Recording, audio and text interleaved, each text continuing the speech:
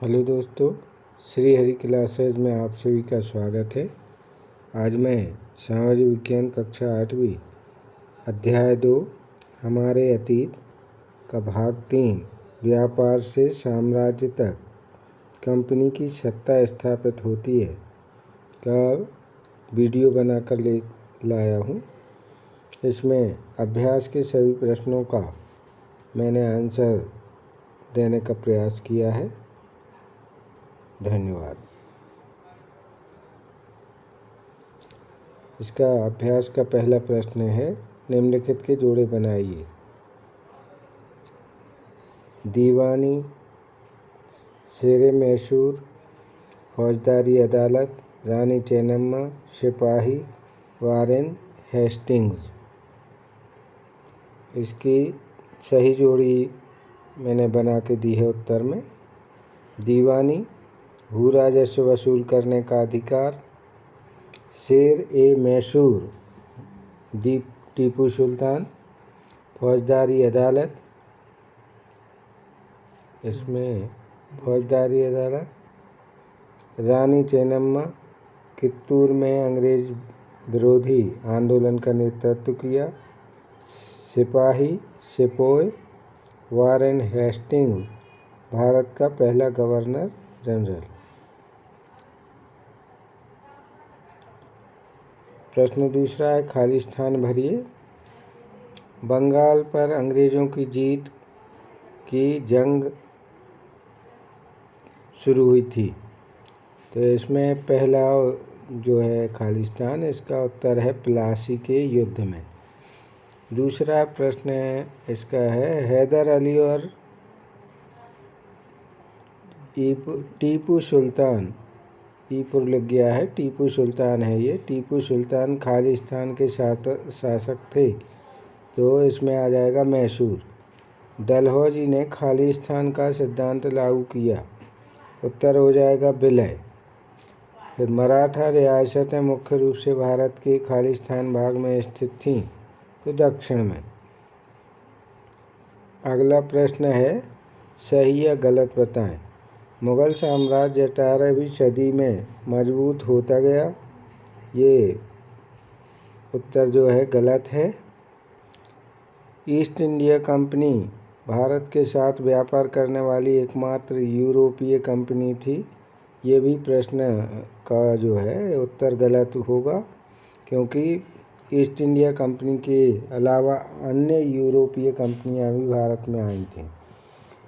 महाराजा रणजीत सिंह पंजाब के राजा थे, ये उत्तर सही है, क्योंकि महाराजा रणजीत सिंह पंजाब के राजा थे। अगला है, अंग्रेज़ों ने अपने कब्जे वाले इलाकों में कोई शासकीय बदलाव नहीं किया, तो इसका आंसर हो जाएगा गलत। यूरोपीय व्यापारी कंपनियां भारत की तरफ क्यों आकर्षित हो रही थीं? आंसर हो जाएगा, यूरोपीय व्यापारिक कंपनियों के भारत की तरफ आकर्षित होने के लिए निम्नलिखित कारण थे। इसको चाहें तो आप नंबर भी दे सकते हैं। पहला, यूरोपीय कंपनियों ने भारत के साथ व्यापार में अपार संभावनाएं देखी। नंबर 2 हो जाएगा, यूरोपीय देशों में भारत की अनेक वस्तुओं की भारी मांग थी, जैसे कपास, रेशम, काली मिर्च, लौंग, इलायची और दालचीनी इत्यादि। तीसरा हो जाएगा, वे भारत में कम कीमत पर सामानों की खरीद कर वापस यूरोप जाकर उन्हें ऊंची कीमतों पर बेच सकते थे। इन्हीं व्यापारिक संभावनाओं के कारण यूरोपीय कंपनियां भारत की ओर आकर्षित हुई। तो इसको नंबर 1, 2, 3 देके और उत्तर को और व्यवस्थित कर सकते हैं। प्रश्न छठवां है, दीवानी मिलने से ईस्ट इंडिया कंपनी को किस तरह फायदा हुआ? आंसर हो जाएगा, दीवानी मिलने से कंपनी को निम्नलिखित फायदे हुए। नंबर 1 है, दीवानी मिलने के कारण कंपनी को बंगाल के विशाल राजस्व संसाधनों पर नियंत्रण मिल गया। सबसे पहले बंगाल में ही उन्होंने शासन की स्थापना की और वहाँ की दीवानी पर अपना अधिकार जमा लिया। दूसरा हो जाएगा, कंपनी भारत से ज़्यादातर वस्तुएं ब्रिटेन से लाए गए सोने चांदी के बदले खरीदती थी। लेकिन अब उस ब्रिटेन से सोना चांदी लाने की ज़रूरत नहीं थी, क्योंकि उन्होंने व्यापार में यहाँ इतना सोना चांदी इकट्ठे कर लिया था कि उनको इंग्लैंड से लाने की ज़रूरत नहीं थी। नंबर 3 है, अब कंपनी भारत से होने वाले लाभ से अपने खर्च चला सकती थी, जैसे सूती रेशमी कपड़ा खरीदना, अपनी सेना के खर्चे पूरे करना और कलकत्ता में किले और दफ्तरों के निर्माण पर का खर्चा उठाना। अगला प्रश्न है, east India company Tipu Sultan को खतरा क्यों मानती थी? तो आंसर हो जाएगा, टीपू सुल्तान को कंपनी द्वारा खतरा मानने के कारण निम्नलिखित हैं। पहला हो जाएगा, मालाबार तट पर होने वाला व्यापार मैसूर रियासत के नियंत्रण में था, जहां से कंपनी काली मिर्च और इलायची खरीदती थी। टीपू सुल्तान ने अपनी रियासत के बंदरगाहों से होने वाली निर्यात पर रोक लगा दी थी। दूसरा है, टीपू सुल्तान ने सौदागरों को भी कंपनी के साथ व्यापार करने से रोक दिया। तीसरा है, टीपू सुल्तान ने भारत में रहने वाले फ्रांसीसी व्यापारियों से घनिष्ठ संबंध स्थापित किए और उनकी मदद से अपनी सेना का आधुनिकीकरण किया था, इसलिए कंपनी इसको खतरा मानती थी। अगला प्रश्न है, बंगाल के नवाबों और ईस्ट इंडिया कंपनी के बीच किन बातों पर विवाद थे? आंसर हो जाएगा, बंगाल के नवाबों और कंपनी के बीच विवाद के निम्नलिखित कारण थे। नंबर 1, नवाबों ने कंपनी को छूट देने से मना कर दिया था। नंबर 2, नवाबों ने कंपनी को व्यापारिक अधिकार देने के लिए बहुत अधिक धनराशि की मांग की। नंबर 3, नवाबों ने कंपनी को सिक्का ढालने का अधिकार देने से मना कर दिया। नंबर 4, नवाबों ने कंपनी पर कर अदा करने के साथ साथ अपमानजनक पत्र लिखने का आरोप लगाया। नंबर 5, कंपनी ने भी नवाबों पर आरोप लगाया कि नवाबों ने स्थानीय अधिकारी कंपनी के व्यापार को नष्ट कर रहे हैं, कंपनी को अधिक टैक्स देना पड़ रहा है, कंपनी को किलाबंदी के विस्तार व पुनर्निर्माण की अनुमति नहीं दी जा रही है। अगला प्रश्न है, सब्सिडियरी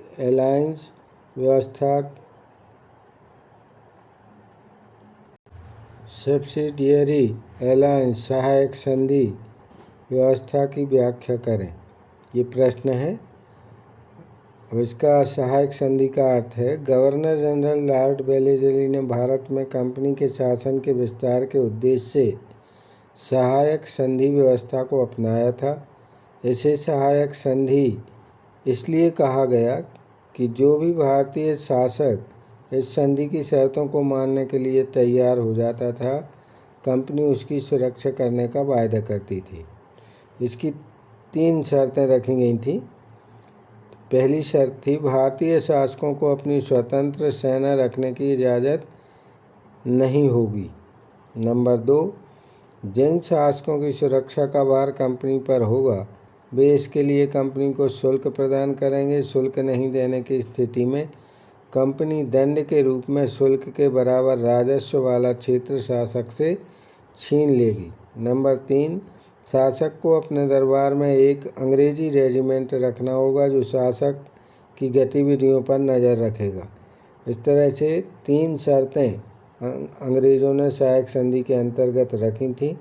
जो भी इस सहायक संधि को स्वीकार करता था, उसके लिए ये 3 शर्तें मानना आवश्यक था। अगला प्रश्न है, कंपनी का शासन भारतीय राजाओं के शासन से किस तरह अलग था?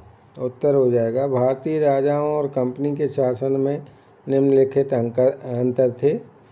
पहला है, भारतीय राजाओं ने अपने राज्य का प्रशासनिक तथा राजस्व विभाजन विभिन्न इकाइयों में कर रखा था, परंतु ये इकाइयाँ ब्रिटिश प्रशासनिक एवं राजस्व इकाइयों की तरह प्रभावी नहीं थीं।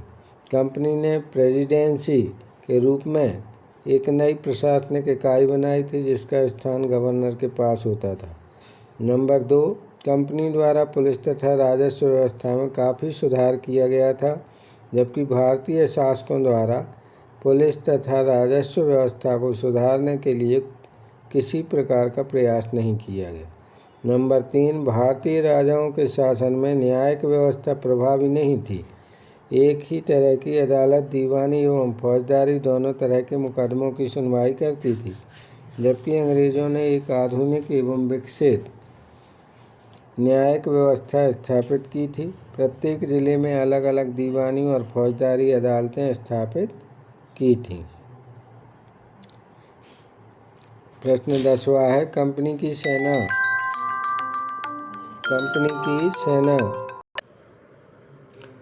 अगला प्रश्न है, कंपनी की सेना की संरचना में आए बदलावों का वर्णन करें।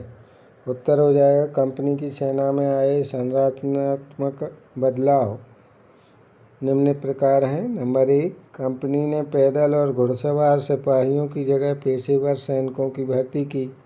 नंबर 2, कंपनी ने सैनिकों को यूरोपीय शैली में नई युद्ध तकनीक से प्रशिक्षित किया। नंबर 3 है, कंपनी ने अपने सैनिकों को आधुनिक हथियारों जैसे मास्केट तथा मैचलॉक आदि से लैस किया गया।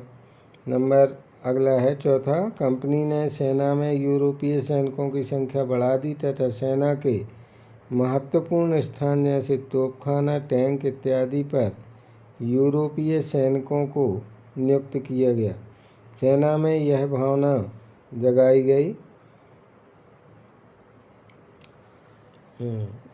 गई कि उनका कोई धर्म जाति नहीं है, वह केवल सैनिक है। ब्रिटिश साम्राज्य के प्रति वफादारी रखना उसका कर्तव्य है। आइए करके देखें। प्रश्न 11वां है, बंगाल में अंग्रेज़ों की जीत के बाद कलकत्ता एक छोटे से गांव से बड़े शहर में तब्दील हो गया। औपनिवेशिक काल के दौरान शहर के यूरोपीय और भारतीय निवासियों की संस्कृति, शिल्प और जीवन के बारे में पता लगाएं। उत्तर हो जाएगा, औपनिवेशिक काल के दौरान शहर के यूरोपीय भारतीय निवासियों की संस्कृति, शिल्प और जीवन में निम्नलिखित बदलाव आए। नंबर 1, औपनिवेशिक काल में कलकत्ता एक प्रशासनिक केंद्र बन गया था। यूरोपीय लोग उच्च स्तरीय सुविधाओं से पूर्ण क्षेत्रों में रहते थे, जबकि भारतीय लोग अनियोजित, सघन एवं सुविधाहीन क्षेत्रों में रहने को मजबूर थे। दूसरा है, कलकत्ता का विकास भारत के प्रमुख सांस्कृतिक रंगमंच केंद्र के रूप में हुआ। नाटक, सामूहिक रंगमंच, भारतीय शास्त्रीय संगीत, धार्मिक तथा सांस्कृतिक उत्सवों आदि में लोग उत्साहपूर्वक भाग लेते थे। नंबर 3 है, औपनिवेशिक शासन के दौरान कलकत्ता कई शानदार इमारतों का साक्षी बना। इसमें मिस्री, रोमन, प्राच्य एवं भारतीय मुस्लिम कलाकृतियों का उपयोग किया गया। भारतीय संग्रहालय, विक्टोरिया मेमोरियल इत्यादि इसके कुछ उदाहरण हैं। प्रश्न 12वां है, निम्नलिखित में से किसी एक के बारे में तस्वीर, कहानियाँ, कविताएं या जानकारियाँ इकट्ठी करें। झांसी की रानी, महदजी सिंधिया, हैदर अली, महाराजा रणजीत सिंह, लॉर्ड डलहौजी या आपके इलाके का कोई पुराना शासक। उत्तर में मैंने दिया है महाराजा रणजीत सिंह। महाराजा रणजीत सिंह का जन्म पंजाब के राज्य परिवार में हुआ था। उन्हें 1807 में पंजाब का महाराजा घोषित किया गया। ये एक महान शासक थे। उन्होंने अपनी प्रजा को अभिव्यक्ति एवं उपासना की स्वतंत्रता दे रखी थी। उन्होंने सभी धर्मों का सदैव सम्मान किया। ऐसे आप अन्य जो महापुरुष हैं उनके विषय में भी लिख सकते हैं। इस तरह से हमारा ये वीडियो पूरा हुआ। Thanks for watching this video. Please like, share and subscribe the channel. धन्यवाद।